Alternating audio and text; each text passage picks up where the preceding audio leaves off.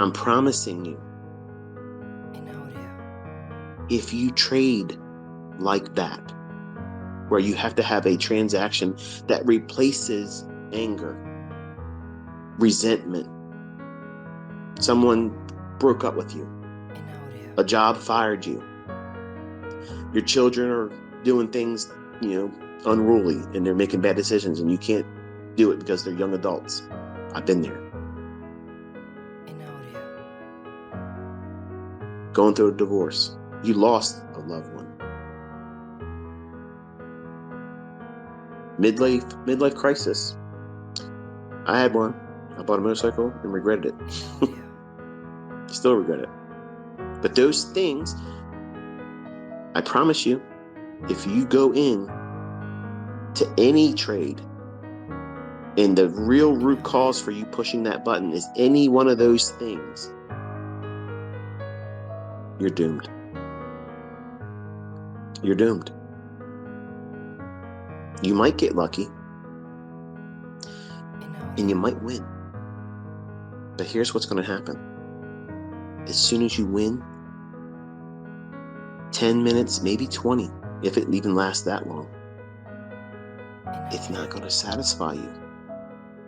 You're still going to have that heartache, that woman that walked out on you, that now you feel like you got to do like ICT thought he was going to do when he was 20-year-old. I'm going to win her back. I'm going to make a lot of money. I'm going to win her back with a lot of money. It doesn't work like that. I'll show my boss I don't need him. I'm going to go over leverage this account because I'll feel good. And if you win, as soon as you do it, and the trade closes in profit, you're going to peacock around like I was doing today, teasing my wife. When I say that, I'm just walking around there gloating. She doesn't care. But today,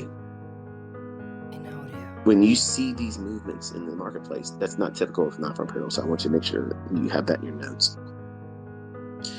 But when you have these moments where you go into the marketplace yourself and you win under the context that you went in needing stimuli to make you feel significant, to make you feel better, to coddle you emotionally, to replace this emptiness that the real world outside those candlesticks is putting on you, that everybody else endures too. But you're at a breaking point and you just need a release. You need to be able to feel good about something. And if it happens and it works in your favor, that is going to be the shortest lived satisfaction ever. Because it can't compete with the things that you're bringing into trading. How are you gonna take that winning trade that you over leveraged? I don't care if you made $20,000. That win is only going to feel good for so much time. And when it really hits you that you lost your wife, you lost your husband, and you're lonely, you lost a child, maybe it passed away, maybe you had a miscarriage. We've been there. We know that pain. It sucks. But that win, it won't counter that level of ache. So don't go into trading with it. You can't fix those things with trades. Winning trades don't fix those things. A process, a model, sound risk management, impeccable money management. Those things deliver wins. And those wins need to be collected without any emotion. Okay, I made another $1,000 today. Okay, I made another $500 this trade. Okay, I made $20,000 this month. Okay. You're not getting excited. It is just simply your job.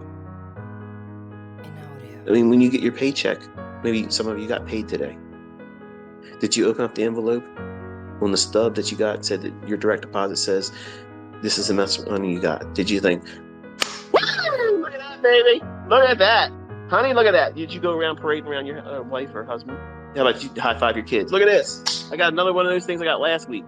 Look at this. Look at that right there. See what they gave me? I went there for 40 hours. They gave me that. Like it's something different. You're not parading around with that. That's not an accomplishment. It's just what you expect to do when you go to work. It's a participation award, right? Well, every one of your trades, the win needs to be simply that. It's a participation award. It was expected. This is what you expect to happen. You're not surprised. It's just the way it is. Okay? You don't want to emotionally charge it. It's not a big deal. It's nothing to be afraid of. It's nothing to really celebrate. You celebrate at the end of the year. You celebrate at the end of the year. This is how much I get to have to pay taxes on. Woo! I love it. That's it. That's the way it works. You do not champion a winning trade, and you don't regret and just go into depression over a losing trade. You're indifferent. It's just business. It's all it is. It's just business. You showing up to your job at your regularly scheduled time, for the time you're supposed to punch in, to the time you go home and punch out. It's just business. That's the relationship you have. The boss says you show up at this time, be here at this time, and go home at this time. And if you do that, you get a monetary reward at the end of the week. Okay. Same process with trading. The process is, I have to do this. I have to show up in front of my charts. I got to do the process of looking through these charts, looking for the thing I'm supposed to be doing as the trader. Then when the time has come, I'm expected to do something with that opportunity.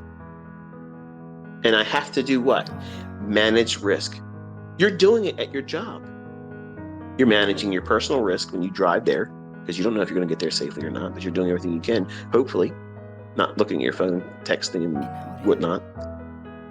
But once you're at your job, then you're managing the risk of what? Your employer. You don't want to waste supplies. You don't want to waste time watching ICT videos on the clock. Liar. Everything you're doing is managing risk. Are you a good risk manager? Do you speed to work? Are you driving without your seatbelt on? Are you texting, speeding without your seatbelt on? That's not a good manager of risk. You're going to blow your account. These are all things that you need to be aware of, because that's exactly what you're bringing to trading.